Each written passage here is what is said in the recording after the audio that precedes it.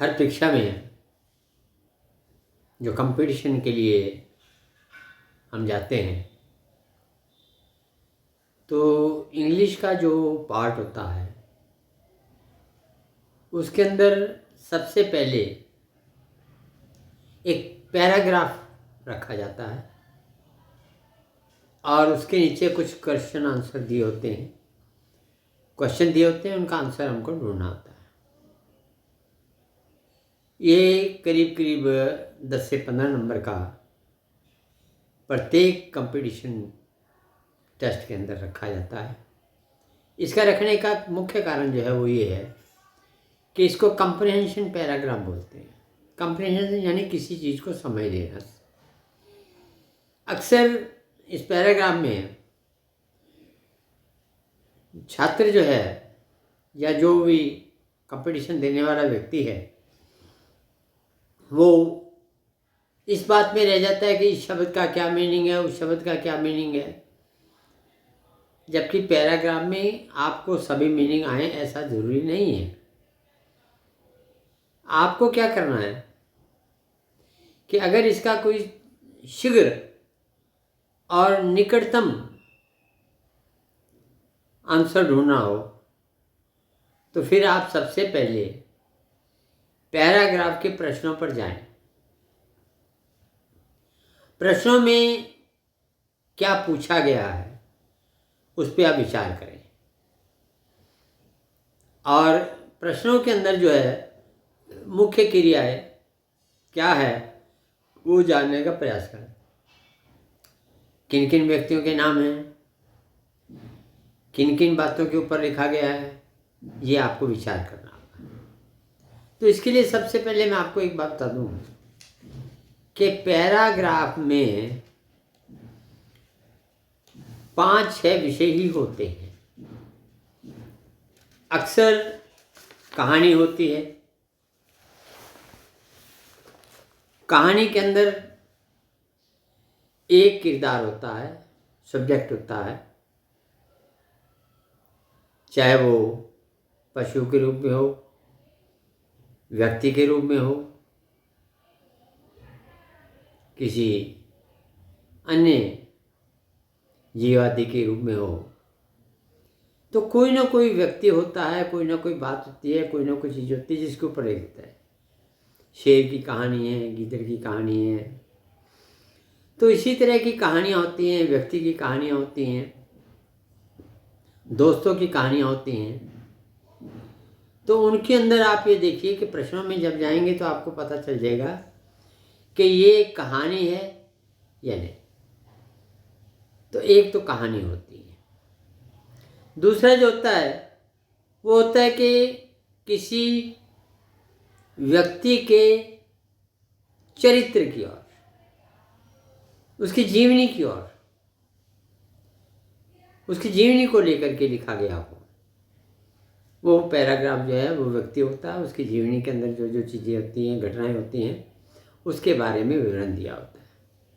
तो पहला कहानी और दूसरा व्यक्ति की जीवन के बारे में परिचय।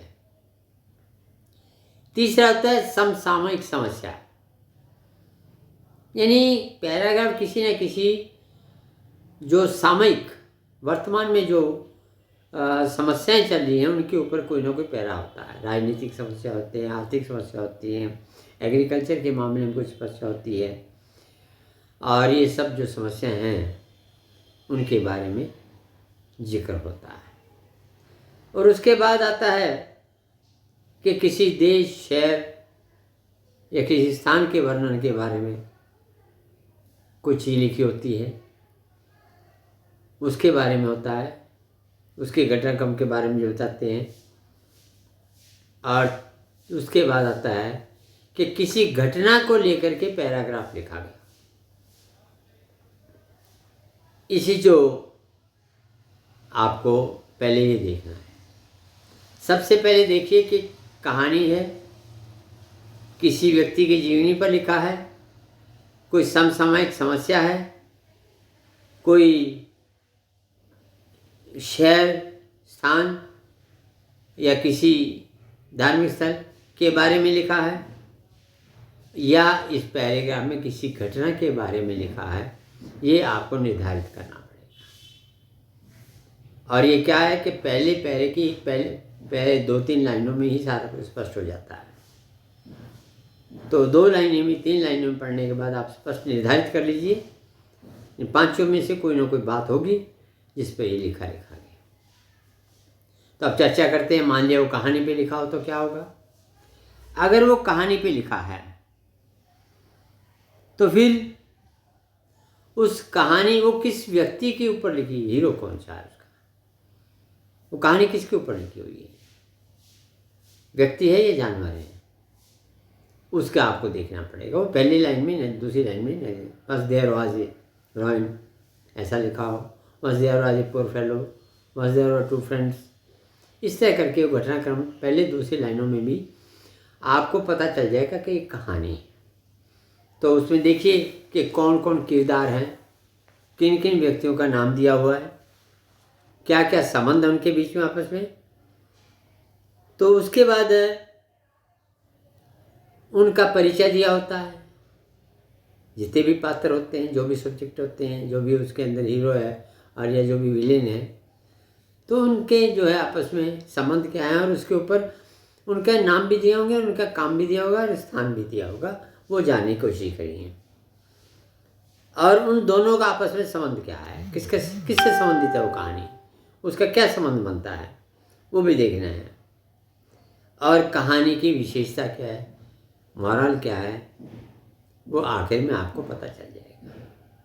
तो सबसे पहले इन बातों का निर्धारण करिए, फिर प्रश्नों में जाइए और उसमें देखिए किन किन के नाम पूछे गए हैं, क्या क्या चीज़ पूछी गई है, किस किस के बारे में पूछा गया है। उसके बाद पैराग्राफ को आप पढ़ेंगे और आपके दिमाग में जब ये चीज़ें होंगी कि मेरे को यहाँ इस चीज़ का आंसर ढूंढना है, तो वहाँ फ़ौरन आप उसको आपके दिमाग में जो पैराग्राफ आता जाएगा, आपको उसका व्यक्तियों का नाम मिलता जाएगा और उसकी सब कुछ आपको जो है पूरा ज्ञान आ जाएगा। उसको अंडरलाइन करते जाइए और आपकी समस्या जल्दी हल हो जाएगी। ये कहानी के बारे में। तो क्या करना है कहानी में, सबसे पहले तो पात्र देखने हैं, कौन कौन से पात्र, उनका आपस में संबंध क्या है और वो क्या क्रियाएं कर रहे हैं, एक दूसरे प्रति क्या संबंध बना रहे हैं, क्या क्रिया कर रहे हैं, और उस व्यक्तियों ने जो है क्या कार्य किया है जिसके लिए कहानी में कहा गया है, और कहानी का मॉरल क्या है, कहानी का जो है वो क्या विशेष रूप से किस कारण की बताई गई है, वो आपको पता चल जाएगा। प्रश्न में जाए फिर आप पैराग्राफ पढ़ें तो आपको सारी बात स्पष्ट आ जाएगी। किसी शब्द का अगर आपको अर्थ नहीं आता है तो कोई बात नहीं है, आप अपने दिमाग से उस कहानी का एक छोटा सा चित्रण बना लें दिमाग के अंदर, तो अपने आप स्पष्ट हो जाएगा और करीब करीब 80% जो है, इससे भी ज़्यादा आप सफलता प्राप्त कर लेंगे। दूसरा आता है कि पैराग्राफ किसी व्यक्ति की जीवनी पर लिखा हो, तो स्पष्ट है जिस व्यक्ति की जीवनी पर लिखा है उसका नाम दिया होगा। एक थोड़ा सा सामान्य ज्ञान भी प्रयोग कर लेते हैं, उस व्यक्ति के बारे में वो बहुचर्चित व्यक्ति होगा, उसके बारे में आपको क्या जानकारी है वो अपने दिमाग में निकाल लीजिए फौरन। तो उस व्यक्ति के बारे में जब आप पूरा तरह जान पाठ करेंगे तो सबसे पहले आप देखिए कि उसकी पृष्ठभूमि क्या है, एक पॉइंट नोट करने वाला, बैकग्राउंड, उस व्यक्ति के पारिवारिक क्या पृष्ठभूमि है, या बचपन काल में क्या पृष्ठभूमि रही है, फिर उसने कोई ना कोई संघर्ष किया होगा समाज के लिए, देश के लिए, या किसी धर्म के लिए, कोई ना कोई बलिदान दिया हो, कुछ ना कुछ उसने घटनाक्रम किया हो, संघर्ष किया हो, वो देखिए। तीसरा, उसके जो आदर्श क्या थे, प्रिंसिपल क्या थे, वो देखने हैं आपको। और चौथा, उसने अचीवमेंट, उपलब्धियां क्या थी, क्या उपलब्धियां की उसने। और पांचवें में देखिए कि उस व्यक्ति ने दुनिया को प्रेरणा क्या दी, इंस्पिरेशन क्या दिया। ये 5 चीज़ें आप उसमें नोट कर लीजिए। नंबर 1, बैकग्राउंड या अर्ली हिस्ट्री। नंबर 2 संघर्ष, जो स्ट्रगल उसने किया। नंबर 3 उसके प्रिंसिपल क्या थे, सिद्धांत क्या थे। नंबर 4 उसने अचीवमेंट क्या की, उपलब्धियाँ क्या की। और नंबर 5 में वो हमें क्या शिक्षा देते हैं, इंस्पिरेशन क्या करते हैं। ये 5 बातें ही पूछी जाती हैं, यही विषय में होता है। तो ये 5 बातें आप नोट कर लेंगे, प्रश्नों में जाइए और प्रश्नों में जाके इनके देखिए और तुरंत आप जब पैराग्राफ पढ़ेंगे, पैराग्राफ को पहले मत पढ़िएगा, टाइम वेस्ट मत कीजिएगा। पहले सिर्फ आप प्रश्नों पे, फिर कहानी के अंदर जो प्रश्न आते हैं उसमें थोड़ा कॉन्सेप्ट तैयार कर लीजिए अपना। पैरे को जल्दी से जल्दी पढ़ते जाइए।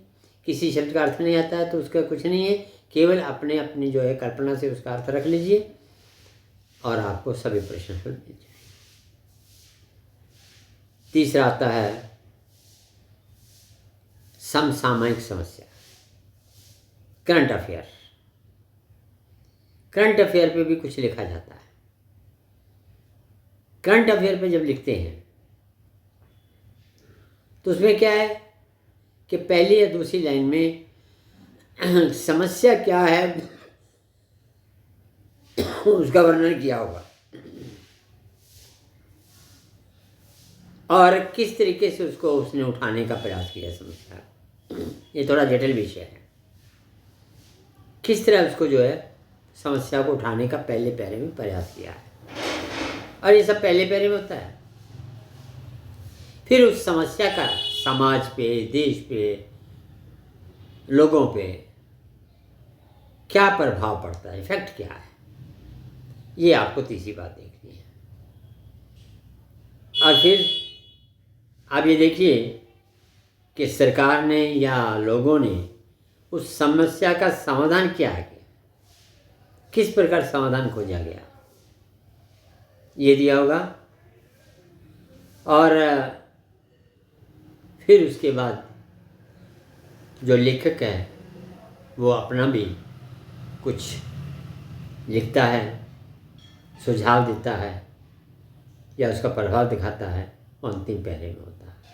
करीब करीब हर 3 पैरे होते हैं। नंबर 1 में मैंने आपको बताया कि समस्या क्या है और किस प्रकार से समस्या को परिभाषित किया है। नंबर 2 में ये होगी कि जनमानस पर उसका प्रभाव क्या पड़ा, इफेक्ट क्या हुआ लोगों पे, और उसमें जो है सरकार ने या जो संबंधित व्यक्ति हैं समाज ने क्या उपाय किए, क्या उसका समाधान किया। और जो तीसरे पैरे के अंदर बताने की कोशिश करेगा कि क्या सुझाव है या क्या हमको करना चाहिए इस समसामयिक समस्या के ऊपर। इन पॉइंटों को जाने बिना आप कोई पैराग्राफ हल नहीं कर सकते। नंबर 4 पे देखिए,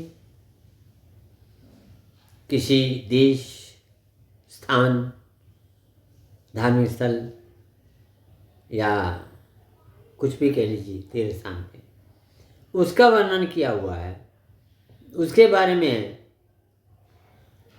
तो, या किसी वस्तु के बारे में है तो पहली या दूसरी लाइन में इसके बारे में वो बता देगा कि किसी भवन के बारे में, विशेष भवन के बारे में, किसी देश के बारे में, किसी जो और कोई धार्मिक स्थल है उसके बारे में, या किसी वस्तु के बारे में जो कहना चाहता है वो पहले या दूसरी लाइन में बता देगा। तो एक तो नोट कर लेना है कि उस वस्तु का परिचय, स्थान का परिचय क्या है और उसका हिस्टोरिकल या ज्योग्राफिकल, ऐतिहासिक या भूगोलिक क्या महत्व है, ये आपको देखना है। और तीसरे में उसके गुण क्या हैं, अवगुण क्या हैं, मेरिट्स और डीमेरिट्स क्या हैं, ये भी आपको देखने हैं।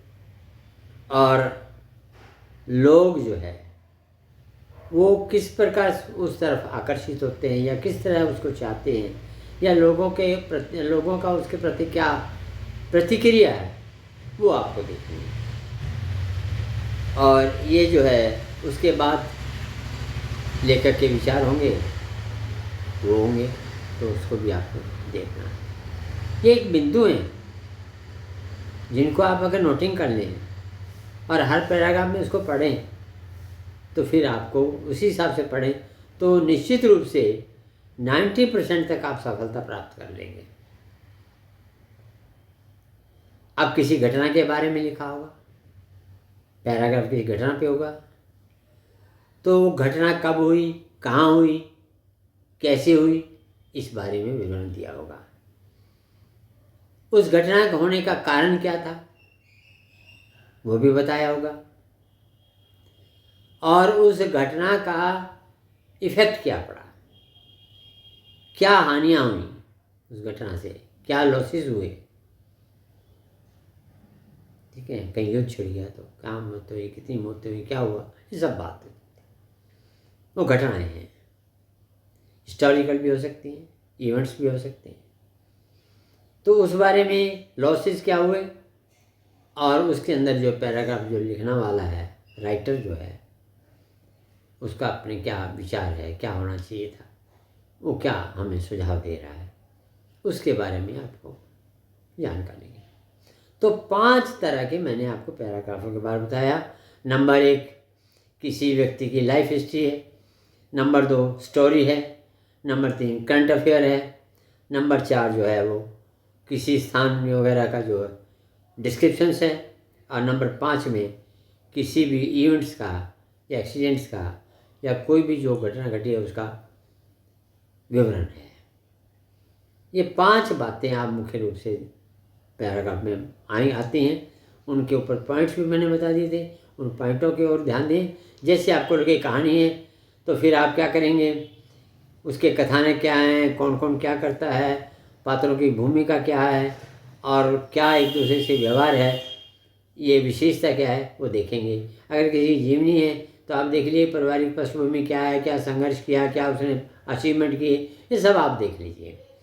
नंबर 3 में अगर कोई समसामयिक समस्या है तो समस्या का प्रभाव क्या पड़ा, समस्या कैसे उत्पन्न हुई, और फिर समस्या का दुनिया पे क्या असर पड़ा है, और इस चीज़ को समाधान क्या है वो भी आप देख लीजिएगा। और इसी तरह घटना का है तो घटना के बारे में भी आपको जानकारी। ये सब जो प्री नॉलेज होती, पैराग्राफ को पढ़ने से पहले की जानकारियाँ हैं ये, और इन जानकारियों के बिना आप पैराग्राफ को पढ़ नहीं पाएंगे। बहुत से लोग का हिंदी रूपांतर करना बढ़ जाते हैं या अपने अपनी भाषा में उसको रूपांतर करना चाहते हैं, समझने की कोशिश करते हैं, जो कि असंभव है और टाइम कंज्यूमिंग सब्जेक्ट। उससे क्या होगा, टाइम वेस्ट होता है। लेकिन जिस तरह की मैंने विधि बताई है, ये मेरा एक्सपीरियंस रहा है कि इस तरह से आपको अगर इतना कुछ ज्ञान हो पैराग्राफ्स के बारे में तो निश्चित रूप से आप कभी भी असफल नहीं होंगे और एक अच्छे नंबर लेकर के उसका काम करेंगे। दूसरी बात क्या होती है कि पैराग्राफ के अंदर प्रश्न होते हैं।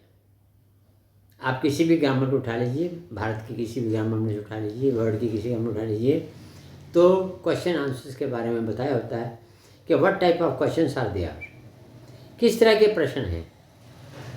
व्हाट है, व्हेन है, व्हाई है, वेयर है, ये सब अपने अपने में एक बता देते हैं। जैसे व्हाट है तो सामान्य बात होगी, वेयर है तो स्थान हो गया, व्हाई है तो कारण हो गया, विच है तो किसी वस्तु का नाम हो गया। ये सब जानकारी आप पहले जुटा लीजिए और इसके बाद पैराग्राफ पढ़ लीजिए। इन जानकारियों के बगैर आप असफल हैं, क्योंकि पैराग्राफ में जितना टाइम कम लगे और अच्छे नंबर आ सकते हैं, ये ज़रूरी है। तो इसको करना आपको, और उससे प्री नॉलेज जो है, पूरी जानकारी जो मैं आपको बता रहा हूँ वो जाननी बहुत ज़रूरी है।